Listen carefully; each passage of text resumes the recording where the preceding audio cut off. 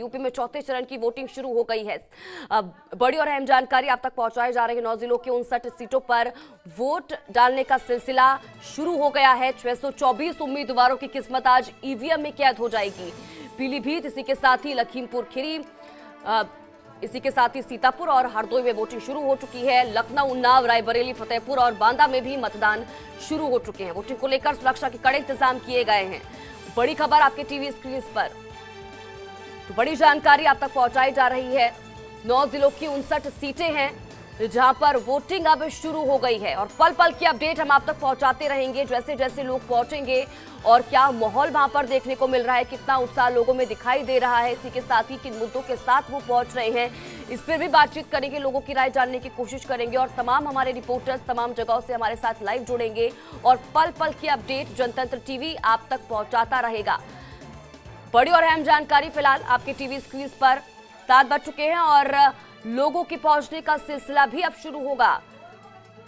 7 बजे का समय है और शाम के 6 बजे तक वोटिंग लगातार जारी रहेगी और बीच बीच में जिस तरह से समय आगे बढ़ेगा, धीरे धीरे करके जिस तरह से वोटिंग परसेंटेज सामने निकल कर आएगी, वो भी जानकारी हम आप तक पहुंचाएंगे कि किस क्षेत्र में, किस जिले में, किस सीट पर कितना वोटिंग परसेंटेज इस बार रहा है पिछले मुकाबले के मुकाबले। तो देखिए फिलहाल ये अपडेट आपके टीवी स्क्रीन पर।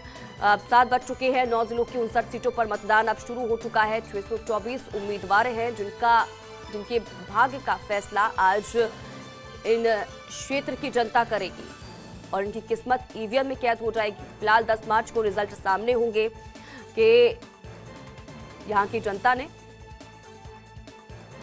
किसको जिताया है, किसके साथ वो खड़ी रही है। तो बड़ी और अहम जानकारी आपके टीवी स्क्रीन पर।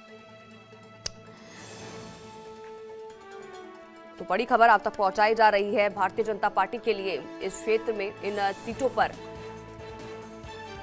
कांटे का मुकाबला है इस बार, क्योंकि अगर हम 2017 पर नजर डालें तो 90% जो सीटें थी इन सीटों में से वो भारतीय जनता पार्टी के कब्जे में थी और उन सीटों पर एक बार फिर से उन सीटों को बचा पाना, जीत बरकरार रख पाना, ये बड़ी चुनौती भारतीय जनता पार्टी के लिए रहने वाली है इस बार। दूसरी तरफ सामने समाजवादी पार्टी है। समाजवादी पार्टी भी लगातार ये कोशिश कर रही है कि सेंधमारी उन सीटों पर की जाए जिन पर भारतीय जनता पार्टी का कब्जा है और यही वजह है कि पुरजोर कोशिश समाजवादी पार्टी की तरफ से भी लगातार की गई। लोगों के बीच जाकर तमाम मुद्दों को उठाया गया, बुनाया गया, प्रतिक्रियाएं भी आई, स्टेटमेंट्स भी आए और आरोप प्रत्यारोप भी देखने को मिले। लेकिन इस बीच उसका असर जनता पर क्या पहुंचा है और जनता आज जब पहुंचेगी तो क्या मुद्दे रहेंगे, क्या सिर्फ विकास जनता लगातार जिन मुद्दों को उठाती आई है या फिर बाकी तमाम मुद्दे भी जो विपक्षी पार्टियां उठा रही हैं वो भी हावी रहे, ये भी इस बीच देखना अहम होगा। और जब लोगों की प्रतिक्रिया सामने आएगी तो ही चीजें सामने निकल कर आएंगी। फिलहाल ये अहम जानकारी आपके टीवी स्क्रीन पर।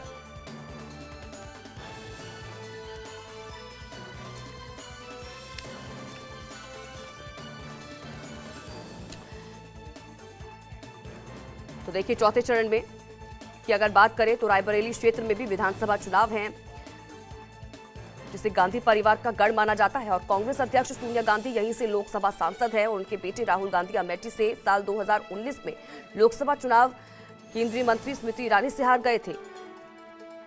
अवध क्षेत्र की अगर बात की जाए तो अवध क्षेत्र के पिछले 2 विधानसभा चुनावों की तो संकल्प दीक्षित ज्यादा जानकारी के साथ उन्नाव से हमारे संवाददाता हमारे साथ लाइव जुड़ चुके हैं, क्योंकि देखिए 7 बज चुके हैं और वोटिंग का सिलसिला शुरू हो चुका है।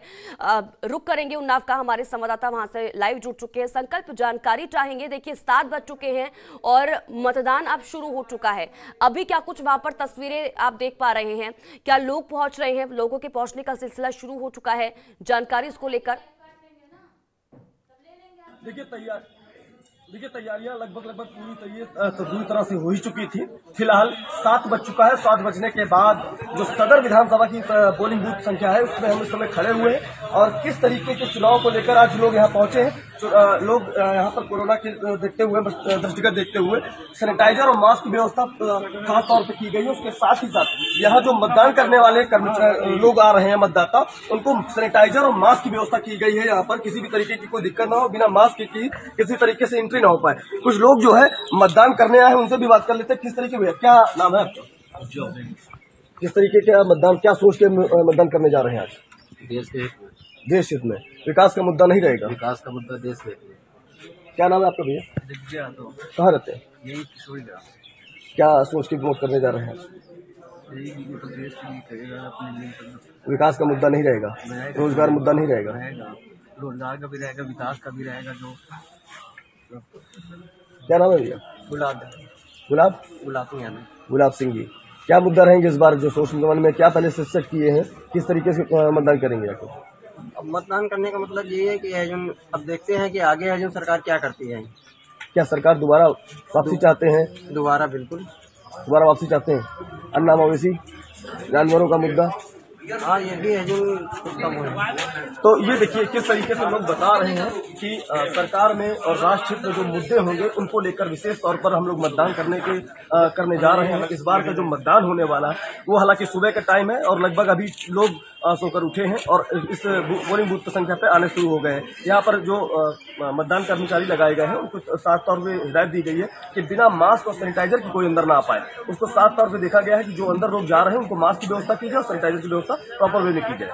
बिल्कुल संकल्प, साथ ही साथ युवाओं से आप बात कर रहे थे, उन्होंने कहा कि विकास मुद्दा है जिसके बेसिस पर वो यहाँ पर पहुंच रहे हैं, लेकिन युवाओं की तरफ से लगातार जो विपक्ष देखिए लगातार इस मुद्दे को उठाता है कि नौकरियां नहीं है, सरकार नौकरियां नहीं दे रही है।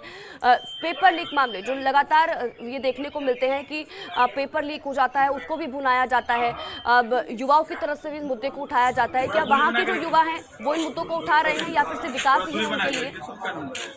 ये भी जानने की कोशिश कीजिए। देखिए इस बार के जो मुद्दे होंगे जाहिर तौर पर इस बार के जो मुद्दे हैं जाहिर तौर पर विकास और रोजगार पर जरूर किए जा रहे हैं, क्योंकि लगातार रैलियां रहती रही। उन्नाव में पीएम मोदी की भी रैली रही, उन्होंने भी एक तरीके से ये लोगों को आके समझाया किस तरीके से कि लोग यहाँ पर ज्यादा से ज्यादा मतदान करें। हमारे साथ में एक युवा और अभी उनसे भी बात कर ले किस तरीके के मतदान कराए आप? कराए मतदान? क्या नाम है आपका? मेरा नाम मोहित सिंह है।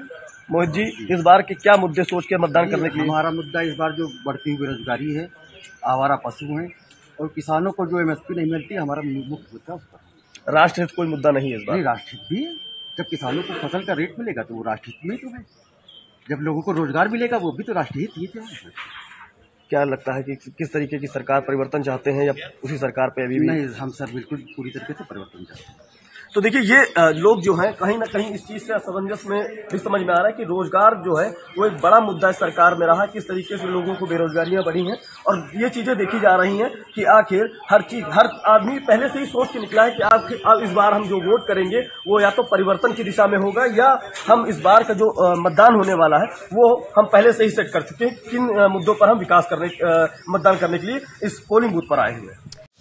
खबरों के निष्पक्ष विश्लेषण के लिए सब्सक्राइब करें Jantantra TV and press the bell icon. Never miss any update.